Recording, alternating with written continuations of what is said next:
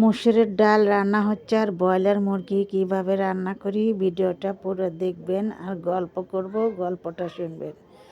আমরা ভিডিও বানাই, সবাই বলে আমরা জান্নাতে যাইতে পারবো না, এটা না ফরমানি কাজ। আমাদের ভিডিও দেখে কেন তারা? কেউ দেখেন না, কেউ ভিডিও বানাবে না। ভাই ভাই ফাঁকি দিতেছে, মাও বেটাক ফাঁকি দিতেছে, বাপ বেটাক বিটিগারে ফাঁকি দিচ্ছে। কেউ কিন্তু বাড়ি বাড়ি যা কেউ পরিদর্শন করে না যে ভাই বোন মিল মতো নেন, কাউকে কেউ ফাঁকি দিয়েন না।